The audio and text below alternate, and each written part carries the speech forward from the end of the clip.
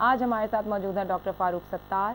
ہم لوگ یہ اسپیشل ایپیسوڈ جو ہیں وہ کراچی میں شوٹ کر رہے ہیں, اور آج ہم لوگ فاروق بھائی سے پوچھیں گے کہ ان کی یہ جو جرنی ہے as a politician, as a worker, لوگوں کے ساتھ کام کرنے میں کیسی رہی ہے. تھینک یو سو مچ فاروق بھائی, سب سے پہلے تو ٹائم دینے کے لیے.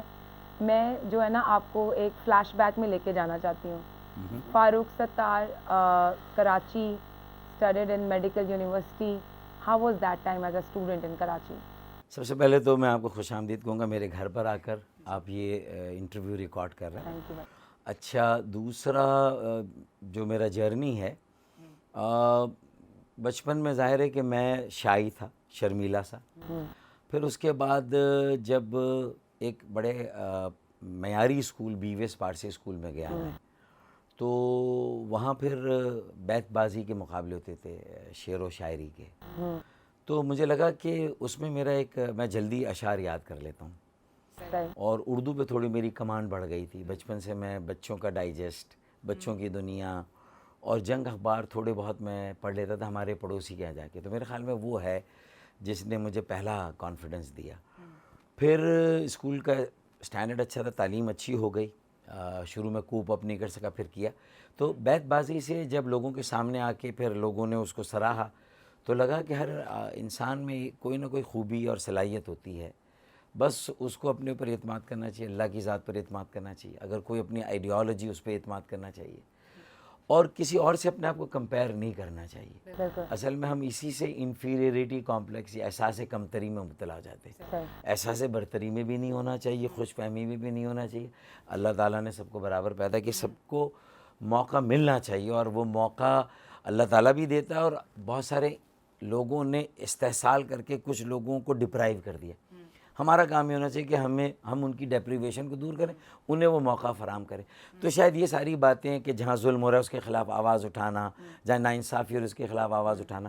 تو کالج لائف میں آئے تو پتہ چلا کہ کوٹا سسٹم ہے, جس سے کہ سندھ اربن کے جو کراچی, حیدرآباد, سکھر کے جو اسٹوڈنٹس تھے, اچھے گریڈ, اچھی پرسنٹیج کے باوجود انہیں پروفیشنل کالجز میں داخلہ نہیں ملتا تھا. ہمارے انٹیریئر سندھ کے بھائیوں کو مل جاتا تھا 2nd ڈویژن, 3rd ڈویژن پہ. ہمیں ان سے کوئی ذاتی بغض نہیں ہے, ہماری بہنیں, بیٹیاں, ہمارے بھائی ہیں وہ. لیکن ظاہر ہے کہ جہاں ناانصافی ہوگی تو پھر اس کے خلاف آواز اٹھانا شروع کی. میرا اپنا داخلہ مشکل ہوا میڈیکل کالج میں, 1 سال نہیں ہوا, 1 نمبر سے رہ گیا.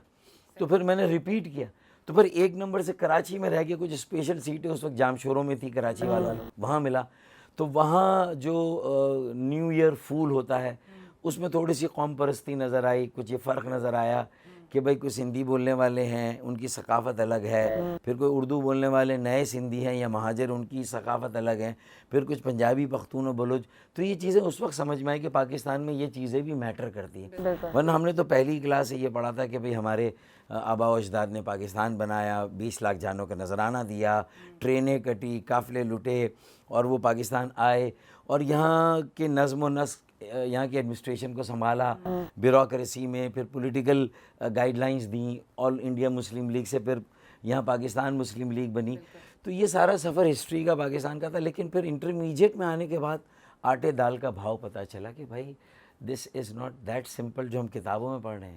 پریکٹیکل لائف بالکل ڈیفرنٹ ہے. پالیٹکس کو نکال کر جو پولیٹیکل سوچ رکھتے ہیں ویژن کے ساتھ, جو ایکسیپٹیبل کریڈیبل لوگ ہیں, اگر وہ سب مل کے یہاں کے جو ایڈمنسٹریٹو ایشوز ہیں, جو یہاں کے ڈیولپمنٹ کے ایشوز ہیں, جو یہاں کی فنڈنگ اور اس کی پراپر یوٹیلائزیشن کی ایشوز ہیں, اگر اس کو ایڈریس کر دیں, اور اسلام آباد اور پنڈی اون کر کے جو یہاں کی آبادی کے مطابق 300-400 ارب اسے سالانہ ملنے چاہیے, اگر یہ ایشو ریزالو ہو جائے اور پولیٹیکل جھگڑا ایک طرف ہو جائے, اور سب مل کے ایک بار اون کر لیں 4 سال بعد, تو میں ایک پولیٹیکل سولوشن دے رہا ہوں تھوڑا سا ڈی پولیٹیسائز کر کے. اور میں بھی تیار ہوں کہ اس جھگڑے میں نہ پڑیں کہ MQM یا میں سب سے بڑی پارٹی ہوں کراچی کی, یا جماعت اسلامی ہے, یا PTI ہے, یا پیپلز پارٹی ہے, یا PMLN ہے.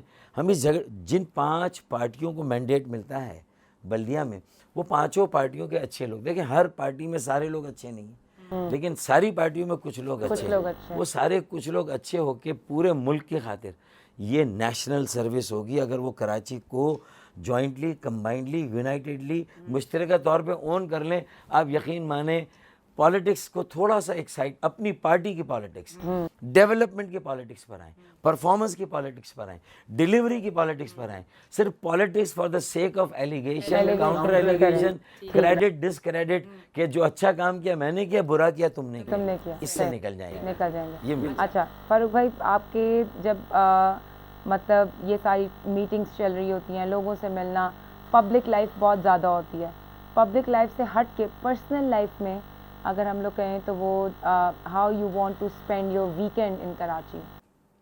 دیکھیں ویکینڈ پہ تو مشکل ہے، لیکن ہر 3 مہینے میں میری کوشش ہوتی ہے کہ ہمارے دوستوں کا گروپ ہے وہ ہم جمع ہوں. اس میں 1-2 دوست ہیں وہ چھوٹا ہارمونیم لے کے اچھی غزلیں گنگناتے ہیں. کوئی طبلے والا بھی اس کے ساتھ مل جائے تو وہ باقاعدہ ایک پروگرام ہو جاتا ہے کہ 10-15-20 لوگ بیٹھ جاتے ہیں. تو یہ ایک اچھا ہمارا شوق ہے. پھر ہم سب کو مختلف شعراء کی غزلیں یاد ہے وہ ہم پڑھ دیتے ہیں. پھر ہمارے اندر 1-2 خود شاعر ہیں وہ اپنی جو ہے وہ غزلیں یا نظمیں پڑھ دیتے ہیں. تو ایک ہمارا اچھا پاس ٹائم ایک یہ ہو جاتا ہے.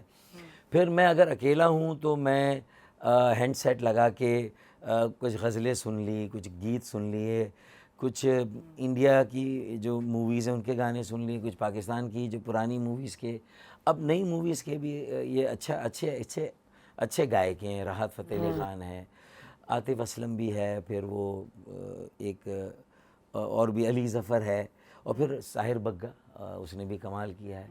اور پھر اسی طرح ہماری آئمہ بیگ یا دوسری جو آئی ہیں نئی جو گائک خواتین آئی ہیں وہ بھی بہت بہتر اچھی ہیں.